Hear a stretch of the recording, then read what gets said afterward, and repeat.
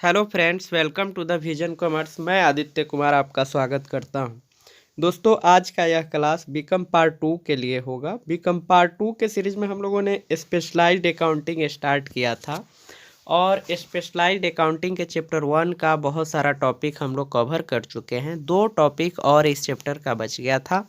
तो आज के इस क्लास में हम लोग एक topic redemption of preference share cover करने वाले हैं, कंप्लीट करने वाले हैं, और एक टॉपिक जो बचेगा उसको हम लोग नेक्स्ट वीडियो में कवर कर लेंगे। तो दोस्तों, अगर आपने अभी तक हमारे इस चैनल द विजन कॉमर्स को सब्सक्राइब नहीं किए हैं या हमारे इस चैनल पे आप नए हैं तो कृपया इसे सब्सक्राइब करें और बेल आइकन प्रेस करना ना भूलें, ताकि हम आपके लिए नए नए वीडियो लेकर आए तो उसका नोटिफिकेशन आपको आसानी से प्राप्त हो सके। दोस्तों, अगर आप हमारे इस चैनल पे नए हैं तो आपको बताना चाहूँगा कि हमारे इस चैनल द विजन कॉमर्स पे आईकॉम बीकॉम यूजीसी नेट की तैयारी कराई जाती है। इससे रिलेटेड मटेरियल का वीडियो डाला जाता है, तो आप निश्चित रूप से अपने क्लास की तैयारी बेहतर कर सकते हैं हमारे इस चैनल से जुड़कर। तो इसके लिए आप इसे सब्सक्राइब करें और हमारे साथ जुड़े रहें। तो दोस्तों, आइए बिना समय गंवाए हम लोग आज के टॉपिक को स्टार्ट करते हैं, रिडेम्पशन ऑफ प्रेफरेंस शेयर।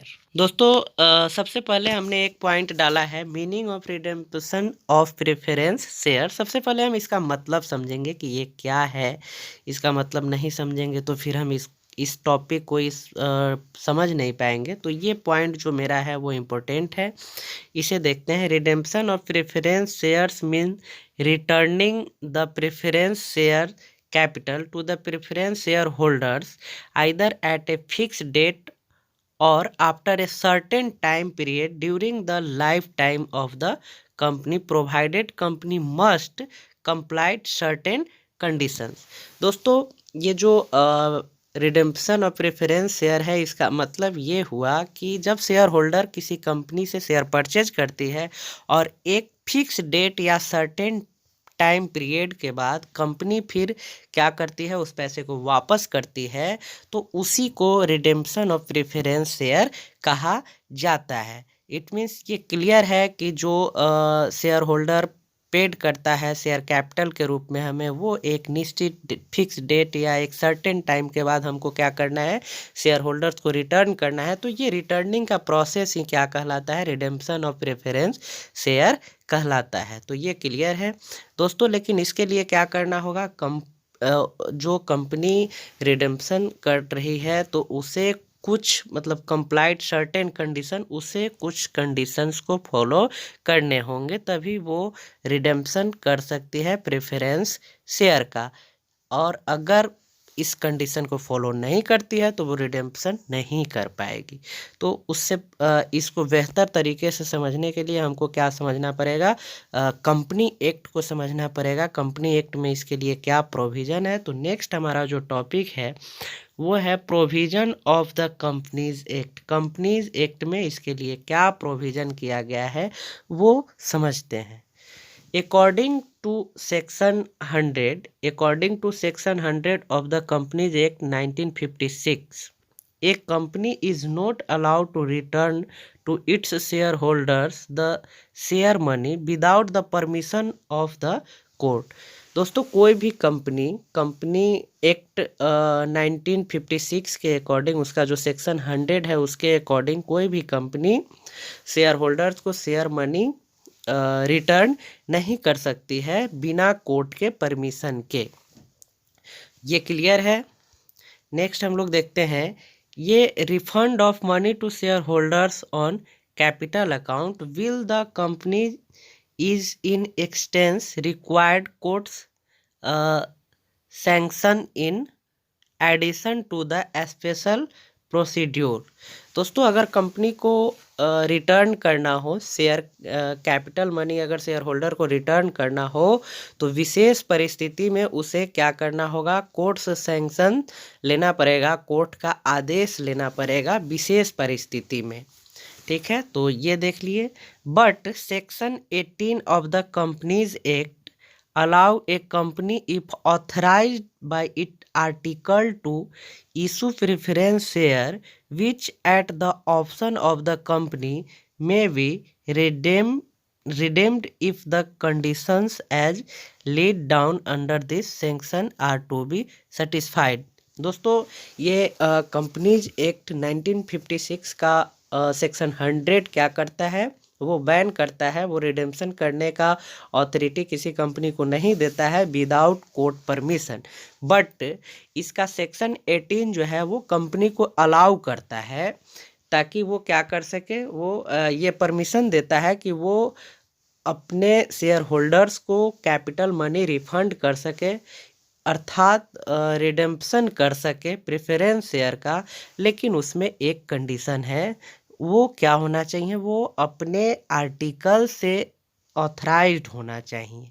अगर उस कंपनी के आर्टिकल में ये प्रोविज़न है तो सेक्शन 80 के अकॉर्डिंग वो रिडेम्पशन कर सकती है, वो अपने शेयर होल्डर्स को क्या कर सकती है, प्रेफरेंस शेयर होल्डर्स को उसका पैसा रिटर्न कर सकती है। ये प्रोविज़न एक्ट ये जो कंपनी एक्ट है उसका जो सेक्शन है 80 उसके अकॉर्डिंग कंपनी को मिलता है जब वो अपने आर्टिकल में इसे ऑथराइज्ड करता हो। लेकिन उसके लिए उसे कुछ जो रूल्स है उसे फॉलो करना होता है। अगर वह रूल सेटिस्फाइड करता है तो वो कंपनी रिडेम्पशन कर सकती है।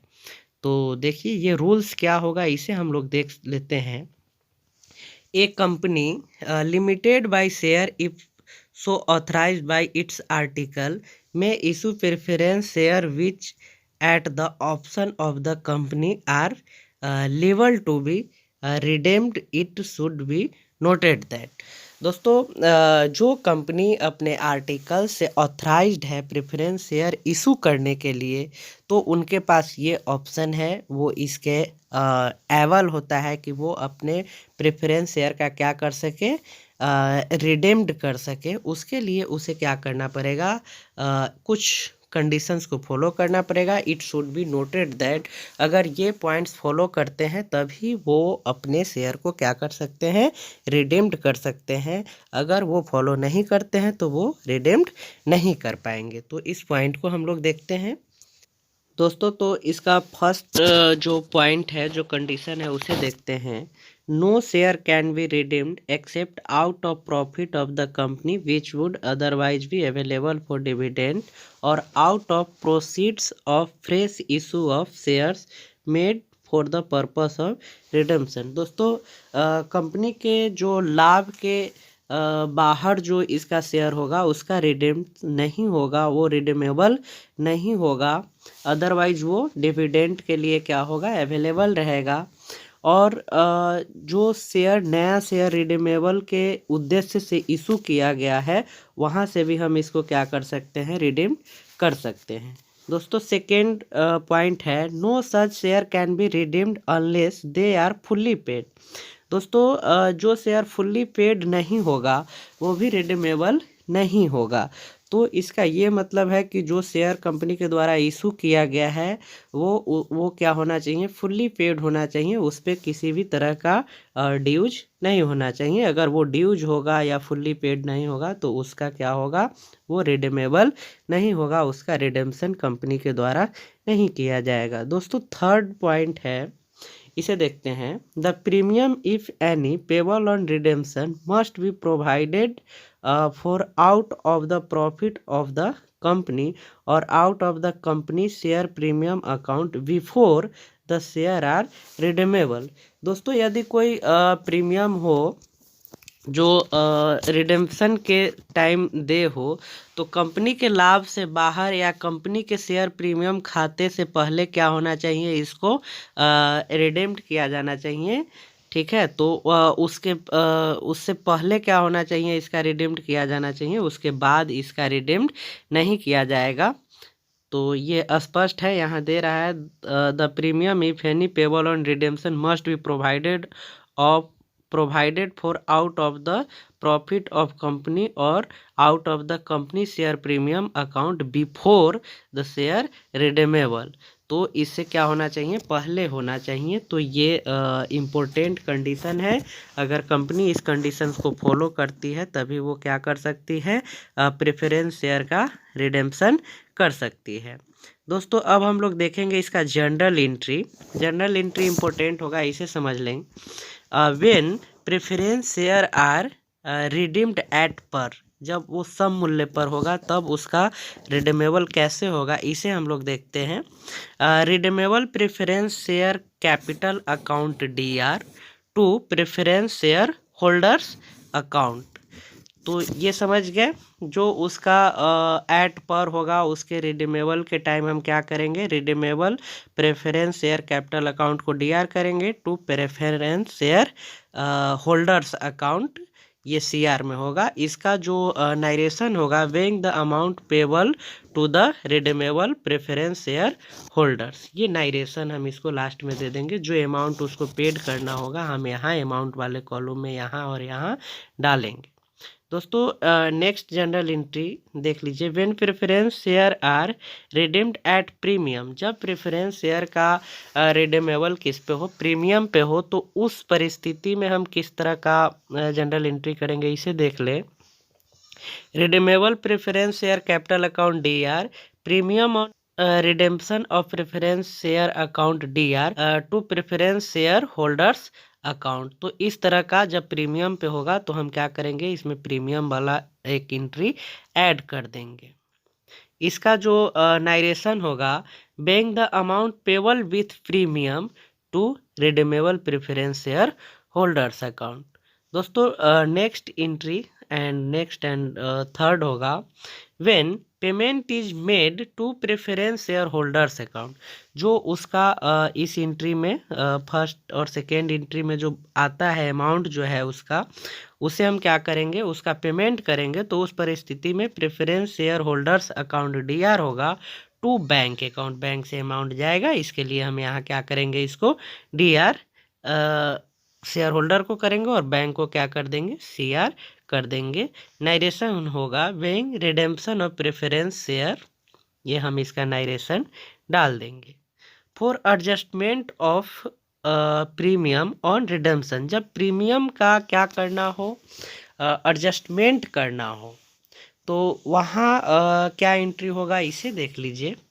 प्रॉफिट एंड लॉस प्रिपरेशन और जनरल रिजर्व, आप दोनों लिख सकते हैं। Profit and loss preparation account लिखिए या जनरल रिजर्व अकाउंट लिखिए, ये DR होगा। सिक्योरिटीज प्रीमियम अकाउंट DR होगा टू प्रीमियम और redemption of preference share account, और इसका अमाउंट यहाँ यहाँ और इसका अमाउंट यहाँ इस अमाउंट वाले कॉलम में डाल देंगे।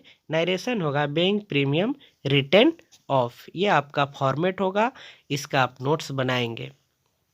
दोस्तों next entry, if payment made from profit, जब प्रॉफिट से क्या हो, पेमेंट हो, रिडेम्पशन हो, उस परिस्थिति में जो एंट्री होगा वो देख लीजिए। प्रॉफिट एंड लॉस प्रिपरेशन और जनरल रिजर्व अकाउंट, आप दोनों में से कोई एक लिख सकते हैं। DR होगा to capital redemption reserve account, यहाँ इसका नारेशन होगा, being the amount transfer to capital redemption reserve account. इस तरह से हम क्या कर सकते हैं, इसका जनरल एंट्री कर सकते हैं। तो इसका आप स्क्रीनशॉट ले लेंगे और इसका नोट्स बनाएंगे, ताकि आपको जनरल एंट्री का जब हम लोग क्वेश्चन सीरीज स्टार्ट करें तो आपको सहूलियत हो। दोस्तों तो मिलते हैं नेक्स्ट क्लास में। अगर ये वीडियो आपको अच्छा लगा हो तो कमेंट करके हमें ज़रूर बताएं, और निश्चित रूप से जो भी सुझाव हो आप हमें देंगे। दोस्तों आप हमारे साथ फेसबुक या टेलीग्राम से भी जुड़ सकते हैं, जिसका लिंक डिस्क्रिप्शन में हमने डाल रखा है, तो आप वहां से हमसे कनेक्ट हो सकते हैं फेसबुक और टेलीग्राम के माध्यम से। दोस्तों अगर ये वीडियो अच्छा लगे तो अपने दोस्तों में भी शेयर करें और इसे लाइक करें, चैनल को सब्सक्राइब करें। फिर मिलते हैं हम लोग नेक्स्ट वीडियो में, तब तक के लिए धन्यवाद, नमस्कार।